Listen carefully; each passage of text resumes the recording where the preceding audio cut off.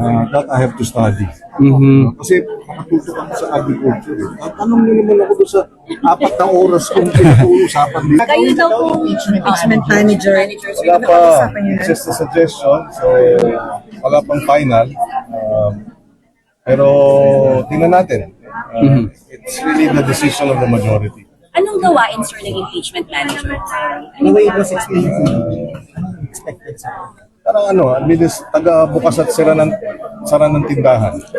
So parang majority leader sa plenary session, parang Parang ano, Why is there- mostly administrative.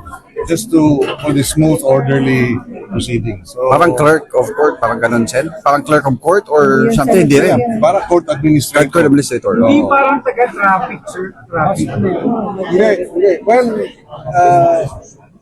ang alam ko, mostly administrative matters. Sir, bakit kailangan ng isang impeachment manager? Is it because hindi abogado yung magiging presiding officer? Hindi naman.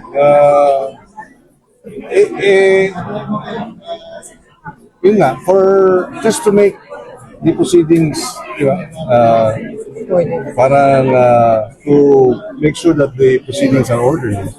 So it's really more administrative than anything. May sin- Nasa rules ba yung position na yun? Ngayon, wala.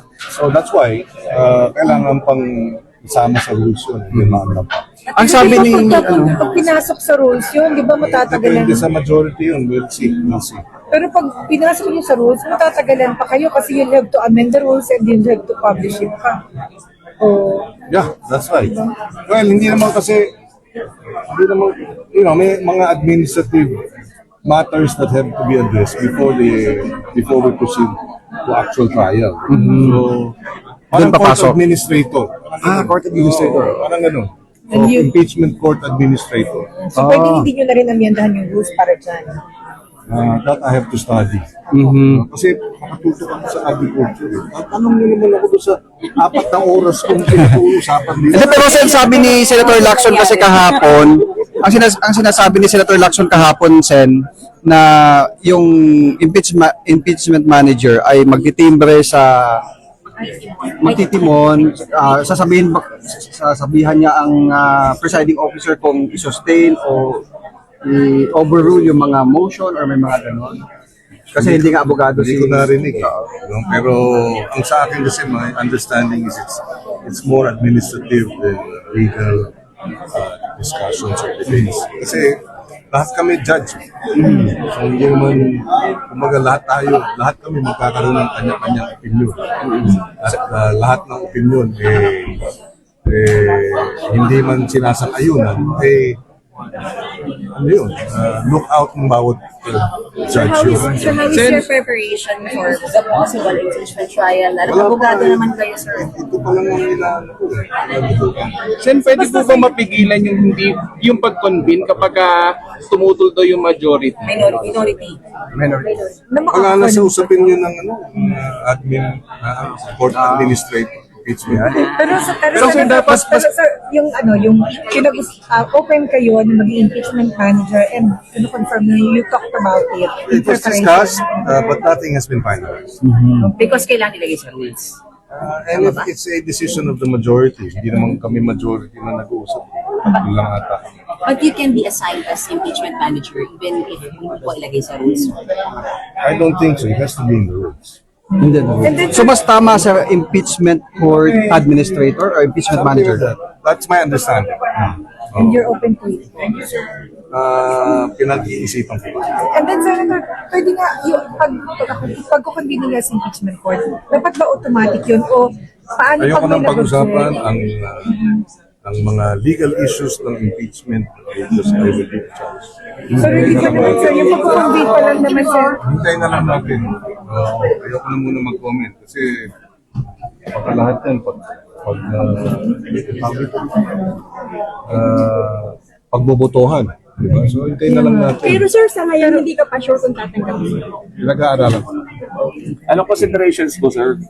para tanggapin. Yung workload ko sa I don't want, ayaw ko ma-discarril yung mga bills na pending.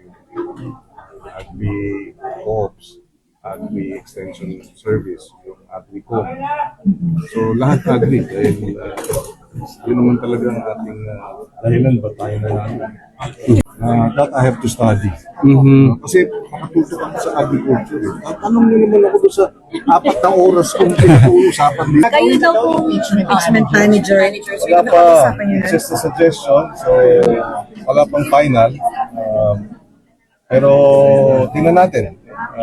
It's really the decision of the majority. Anong gawain, sir, ng impeachment manager? The way it was explained to me, expected sa Parang taga-bukas at sara ng tindahan. So parang majority leader sa plenary session, parang Parang Why is there- mostly administrative. Just for the smooth, orderly proceedings. So, Parang clerk of court, parang ganun, Sen? Parang clerk of court or something, hindi rin. Para court administrator. Court administrator. Hindi oo. parang taga-traffic, sir. Traffic. Hindi. Well, ang alam ko, mostly administrative matters. Sir, bakit kailangan ng isang impeachment manager? Is it because hindi abogado yung magiging presiding officer? Hindi naman.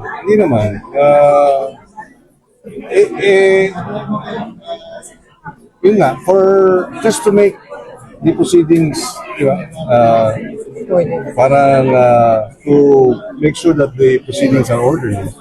So it's really more administrative than anything. May sin- nasa rules ba yung position na yun? Ngayon, wala. So that's why, kailangan pang isama sa rules yun. Hindi maanap. Ang sabi ni, pag pinasok sa rules yun, di ba matatagalan? Depende sa majority yun. We'll see. Pero pag pinasok nyo sa rules, matatagalan pa kayo kasi you'll have to amend the rules and you'll have to publish it pa. Oh. Yeah, that's right. Well, hindi naman, may mga administrative matters that have to be addressed before we proceed to actual trial. So, parang Doon court papasok. administrator. court administrator. Parang gano'n. And you- Impeachment court administrator. So pwede hindi nyo na rin amyendahan yung rules para dyan. That I have to study. Kasi nakatutok ako sa agriculture. Tanong nyo naman ako doon sa 4 na oras kung pinag-uusapan dito. Hindi, pero Sen, sabi ni Senator Lacson kasi kahapon, ang sinasabi ni Senator Lacson kahapon, Sen, na yung impeachment manager ay magtitimbre sa magtitimon, sasabihan niya ang presiding officer kung i-sustain o i-overrule yung mga motion or may mga ganon. Kasi hindi nga abogado Hindi ko narinig eh. Pero ang sa akin kasi my understanding is it's more administrative than legal discussions or debates. Kasi lahat kami judge. So hindi naman, kumbaga lahat kami magkakaroon ng kanya-kanyang opinion. At lahat ng opinion hindi man sinasang-ayunan, ano yun, look out ng bawat judge yun. So how is your preparation for the possible impeachment trial? Abogado naman kayo, sir. Ito pa lang ang inaano ko eh. Sen, pwede po ba mapigilan yung pag-convene kapag tumutol daw yung majority? Minority. Wala na sa usapin yun ng court administrator. Pero yung open kayo na maging impeachment manager and confirm na you talked about it. It was discussed, but nothing has been finalized. Because kailangan nilagay sa rules.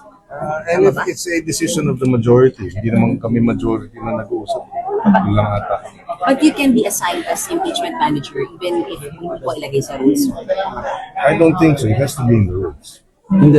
So mas tama sa impeachment court administrator or impeachment manager? That's my understanding. And you're open to it. Pinag-iisipan ko. And then, Senator, pwede nga yung pagkukonvene nila sa impeachment court, dapat ba automatic yun? O paano Ayoko pag may nang pag-usapan nag-object? ang mga legal issues ng impeachment because I will be charged. So, hindi ka naman, sir. Yung pagkukonvene pa lang naman, sir. Hintayin na lang natin. Ayoko na muna mag-comment kasi baka lahat yan pagbobotohan. Diba? So hintayin na lang natin. Pero sir, sa ngayon, hindi ka pa sure kung tatanggapin Pinag-aaralan ko. Anong considerations po, sir? para tanggapin.